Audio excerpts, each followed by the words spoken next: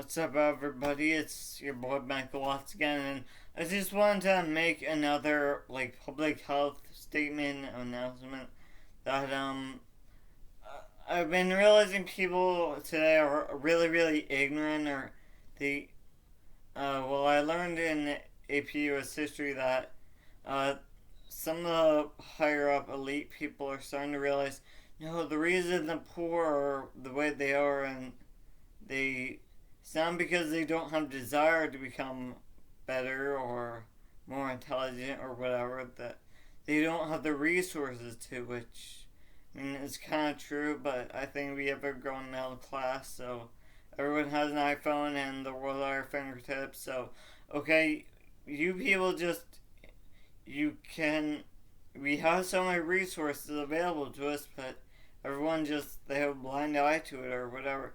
So first thing most people are ignorant about, I'm going to talk about B12, vitamin B12, very critical for athletic performance. Like deficiency can lead to irreversible neurological damage if left untreated for too long. So B12, when people ask them where it comes from, of course, and most people have no idea or be able to say, usually animal products, or like some people say, a vegan diet is natural because there's no B12. Well, actually, if you know where B12 is, it's present in the bacteria in soil.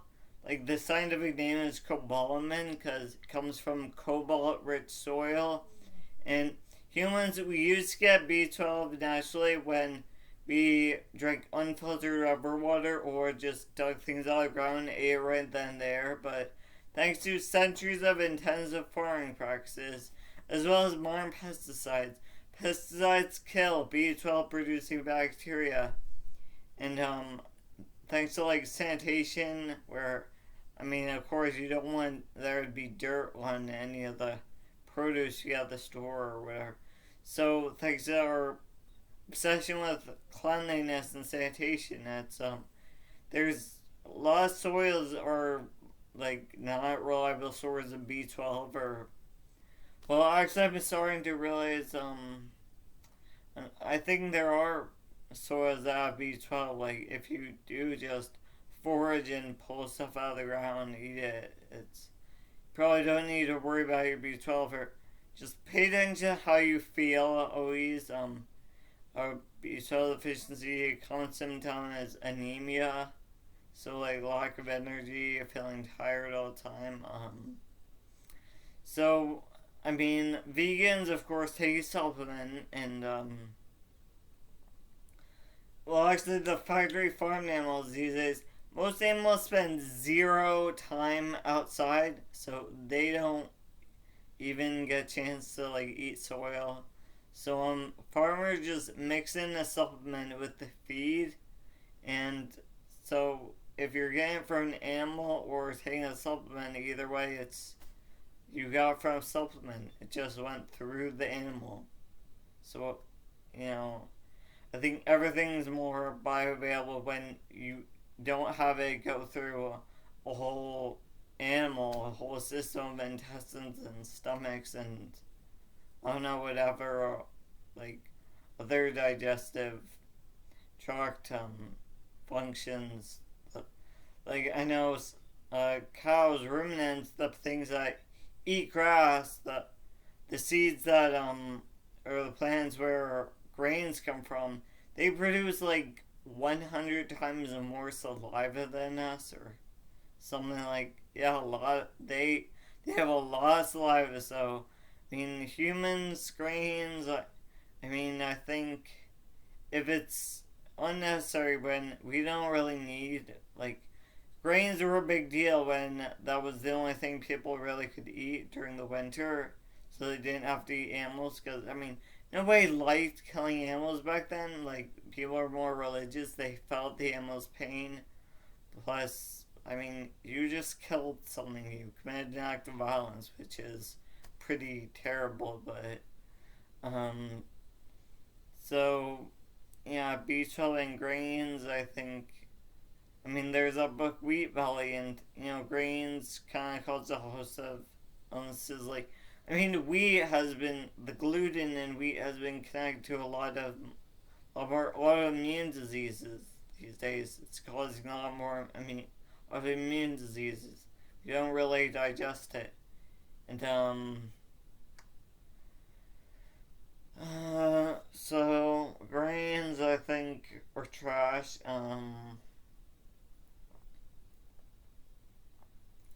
See, I want to talk about how some people they just don't understand their own mind. Like, study your own body, please. Like, it's the only thing that you carry around with you all the time.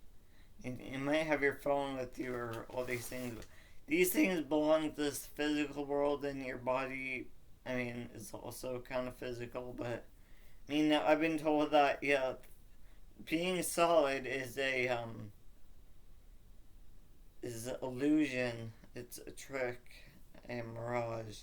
Like, you can shine light through the skin and you can pretty much see through it. So, I mean, we are beings of light. So, but if you have to walk around this physical reality for so long, they study which foods are poisonous and which ones aren't. Like, I mean, there are so many plants that aren't available in stores that, I mean, they're still, you can eat them just in the wild, whatever. I mean, there are edible mushrooms and there are poisonous ones, of course, do your research, but and lots of edible mushrooms and also plants like drug fumery that's edible.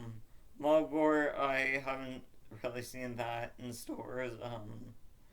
See, there's stones,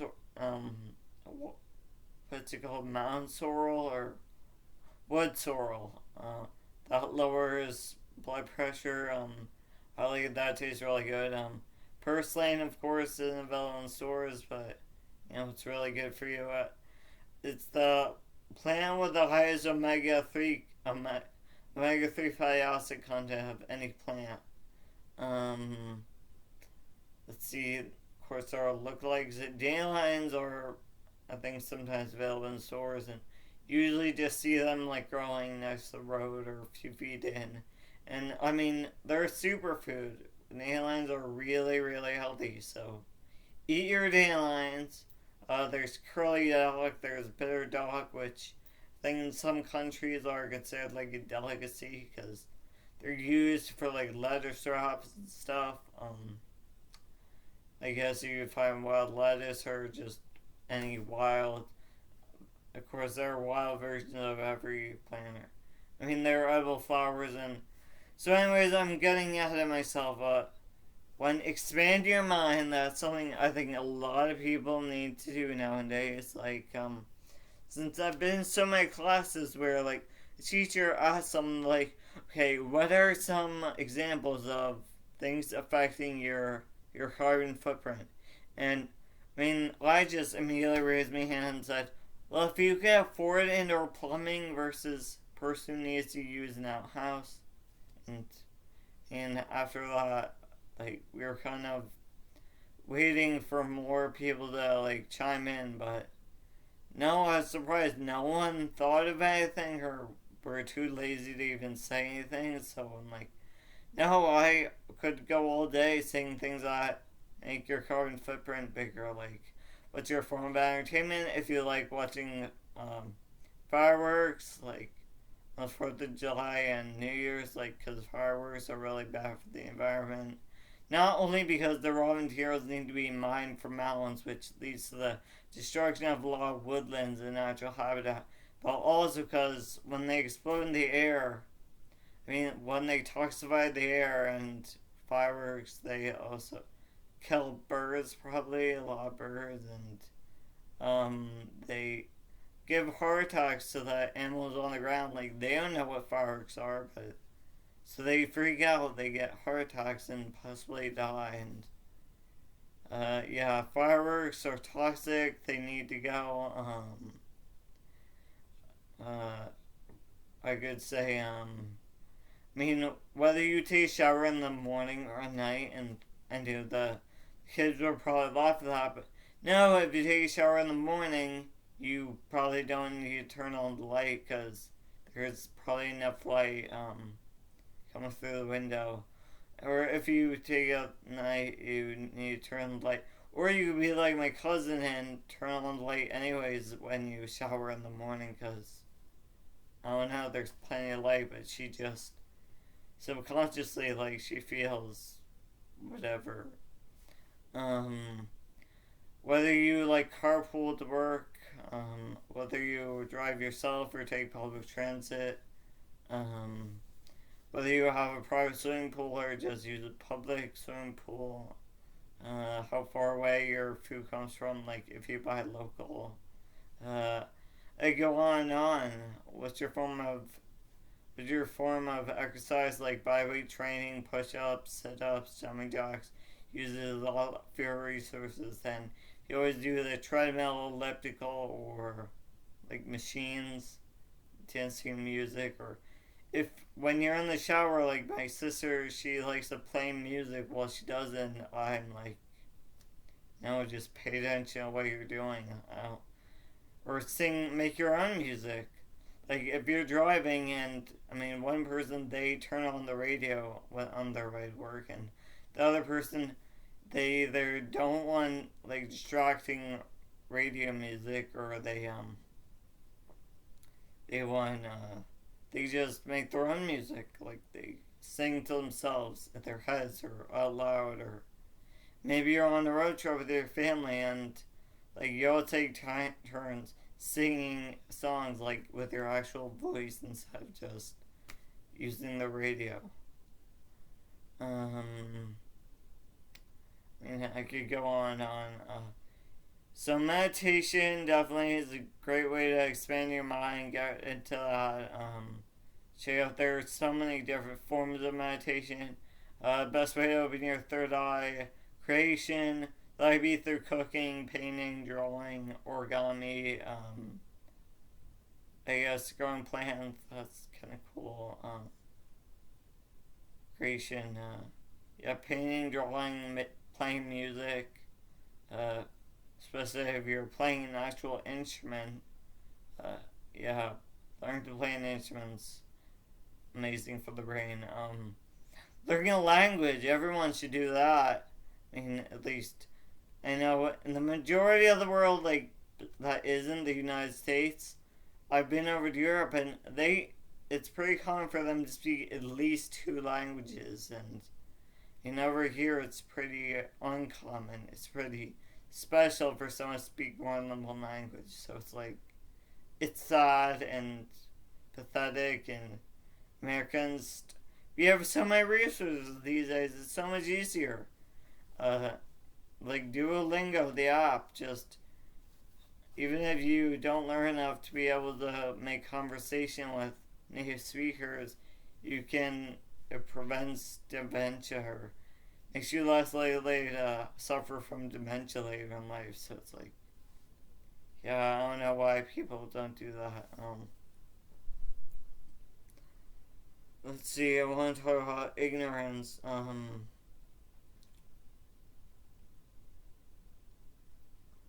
mean, oh, another thing, the colors, like all colors, green, orange, blue, whatever, red, they have an effect on the brain.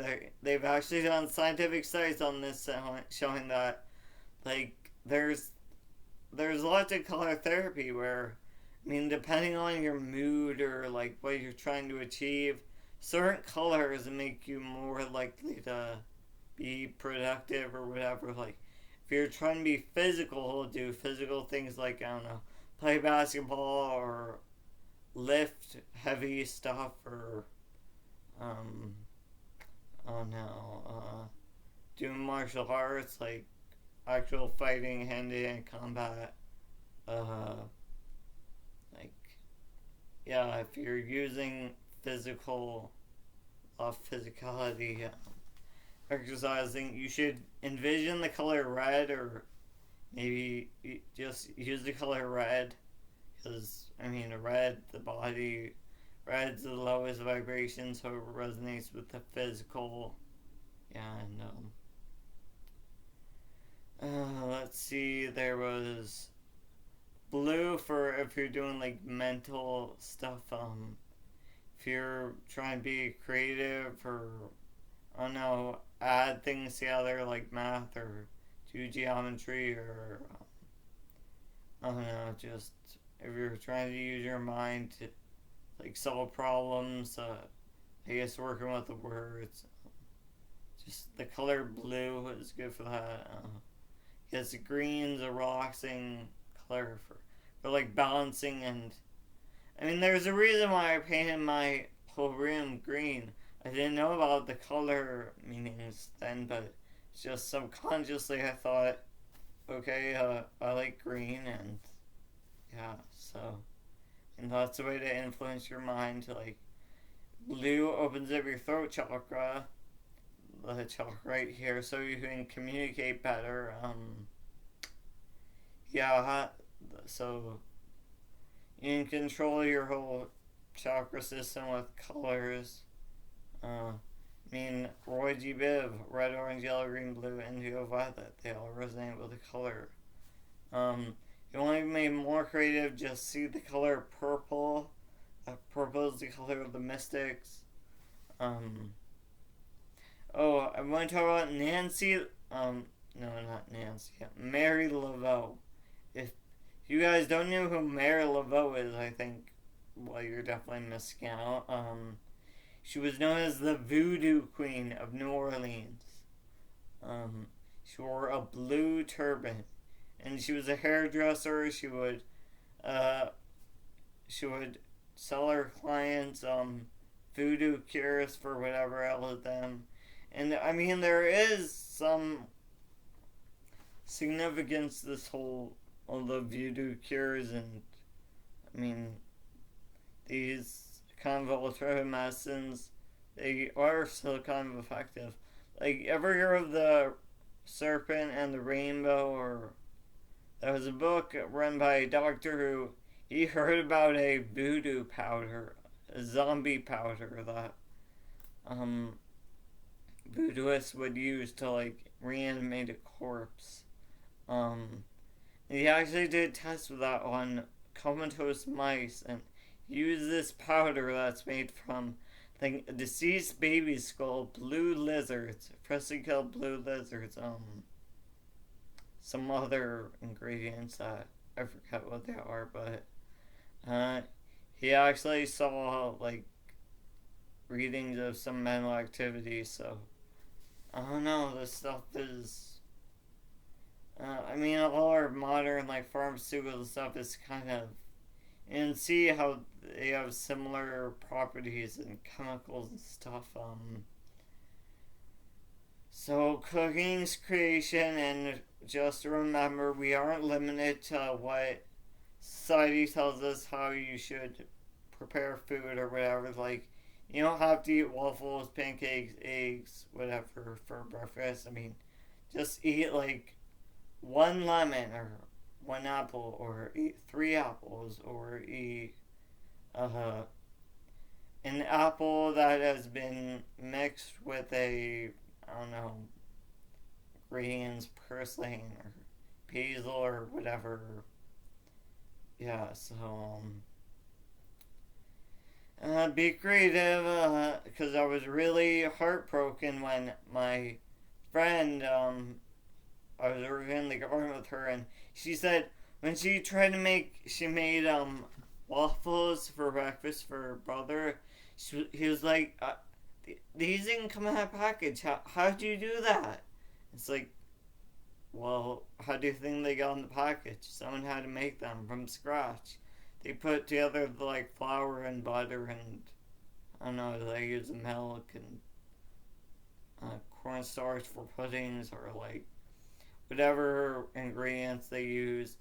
Except if you make it from scratch, you usually don't have all those preservatives like soy lecithin, or I don't know, silicon dioxide, or I don't know, all those other things that you can't really pronounce, or like artificial dyes or preservatives or whatever.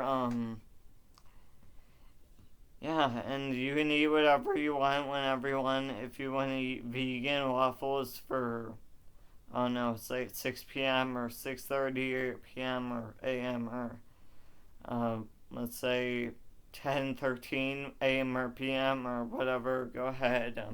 If you want to eat spaghetti with vegan meatballs, or just leave out the meat with tomato sauce, you can eat that whenever you want. You can eat at 12:30 a.m. or p.m. or 2:10 a.m. or p.m. or whatever. Surprisingly, actually, the tomato sauce in spaghetti has more iron than the meat. So yeah, if you didn't figure that out yet, all nutrients in animals, like everything, the B12, the omega-3 fatty acids, the iron, whatever, it all comes from the plants the animal ate during its life. But then the animal has used up all the fiber, and I know fiber is pretty important for us, so it's like, why eat animals?